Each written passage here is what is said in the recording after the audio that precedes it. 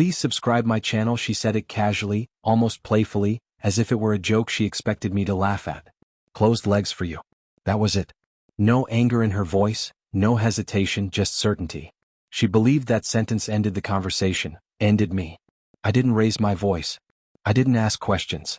I didn't plead. I simply looked at her, nodded once, and felt something settle inside me that never moved again. We hadn't always been like this. There was a time when silence between us felt safe instead of sharp. We used to sit in the same room doing nothing and it felt like everything. But comfort slowly turned into entitlement, and entitlement turned into control. I noticed it in small ways first. Decisions already made before I spoke. Plans announced, not discussed. Affection given like a reward, withheld like a punishment.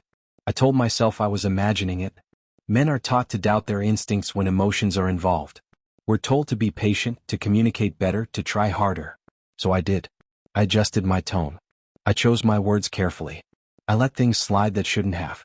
Each compromise felt minor, but together they built a version of me I barely recognized. That night wasn't different because of the words she used. It was different because of how she said them.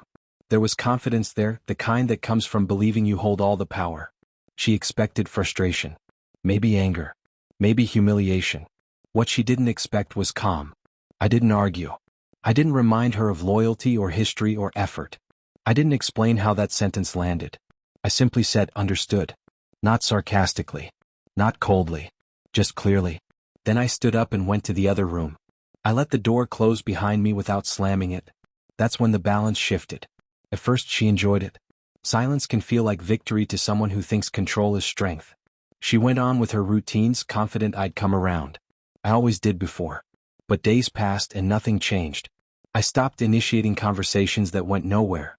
I stopped reacting. I started listening more than speaking, watching more than responding. Calm has a way of unsettling people who rely on chaos. She began asking questions, casual at first. Are you okay? Did I do something wrong? I answered honestly, briefly. I'm fine. No, nothing's wrong. The truth was, something had ended, but not the way she imagined. I stopped negotiating my dignity. I stopped measuring my worth by her approval. I didn't withdraw to punish her. I withdrew to protect myself. There's a difference, and people feel it even if they can't explain it. Weeks later, she tried to reopen the conversation. Her tone was softer, uncertain. She framed it like concern, like misunderstanding. I listened without interrupting. When she finished, she waited for reassurance. For forgiveness. For me to step back into the role she had assigned me. Instead, I told her something simple. That sentence you said wasn't about intimacy. It was about power. And I don't participate in relationships where respect is conditional. She laughed nervously, expecting me to soften it. I didn't. I explained that attraction dies where contempt lives. That desire can't survive control. That once something is used as leverage, it loses its meaning entirely. My voice didn't rise. My hands didn't shake. That scared her more than anger ever could. She accused me of changing. I agreed. Change is what happens when awareness replaces denial. She asked if I was threatening to leave. I told her no. I don't threaten. I decide. From that moment on, the dynamic she relied on stopped working. Her certainty faded. She tried affection, then guilt, then anger. None of it moved me. Calm is not passive. Calm is clarity without noise. Eventually, she asked if things could go back to how they were.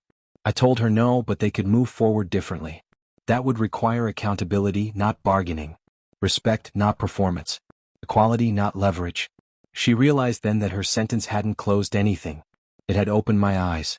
She thought she drew a boundary around my desire. What she actually did was reveal how small the space she allowed me to exist in had become. I didn't win anything that night. I didn't take revenge. I didn't prove a point loudly. I reclaimed myself quietly. And that was the moment everything she believed about control, power, and me shattered for good.